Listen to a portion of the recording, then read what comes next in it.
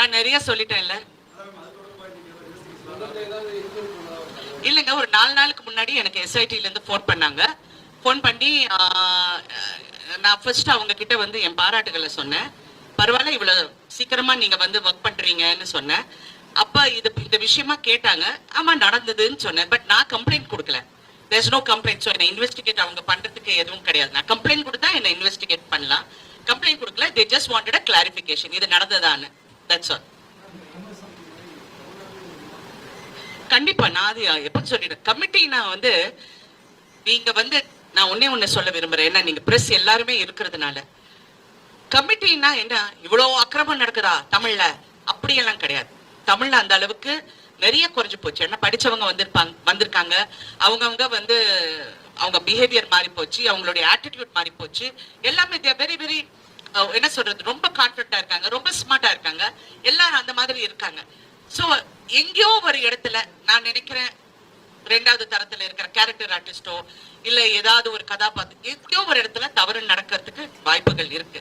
நான் சொல்றது ஒரே ஒரு விஷயம். நான் ஏன் இதை பத்தி பேசுனேன்னா, இன்னைக்கு ஏன் பேசுனேன்னா, ஏன் அதுக்கு முன்னாடி சொல்லன, அந்த இடத்துல நான் என்ன பண்ணுமோ நான் பண்ணிட்டேன்.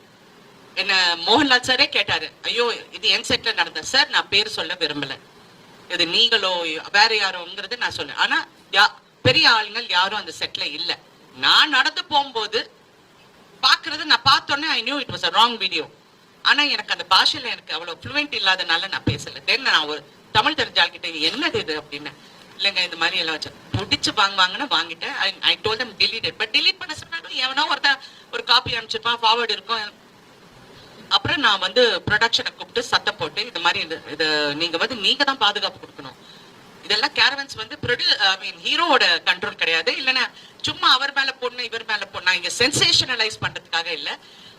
ஹேமா கமிட்டியில இந்த மாதிரி எல்லாம் பாதுகாப்பு வேண்டும் அப்படின்னு அவங்க சொல்லியிருக்காங்க. இந்த மாதிரி ஃபெயிலிங்ஸ் இருக்கு, அதை கரெக்ட் பண்றதுக்கு இதுவும் ஒரு இடம். இந்த இடத்தையும் நீங்க கரெக்ட் பண்ணுங்கிறதுக்காக தான் நான் இந்த விஷயத்தையே பேசினேன். அண்ட் என் லைஃப்ல இது வரைக்கும் எந்த பிரச்சனை வந்தாலும் நான் ஃபேஸ் பண்ணியிருக்கேன். நான் தனியா தான் ஃபேஸ் பண்ணியிருக்கேன். பெரிய சண்டை நடக்கும், அங்க ஹீரோவும் இருப்பாங்க. சில ஹீரோ வந்து என்னமா என்ன ப்ராப்ளம் கேட்பாங்க, சில ஹீரோஸ் கண்டுக்காத மாதிரி அந்த பக்கம் போயிடுவாங்க. So we have learn to survive on our women. நாங்க பெண்கள் வந்து பிறவிலே ரொம்ப ஸ்ட்ராங் ஆனவங்க. எங்களுக்கு எல்லாமே நம்மால செய்ய முடியும். ஆனா எங்கேயோ ஒரு மார்க்கெட்டிங் ஸ்ட்ராட்டஜில எங்களை பின்னாடி தள்ளிட்டாங்க. இன்ன வரைக்கும் நாங்க வந்து அதை போராடிக்கிட்டே இருக்கோம். That's it.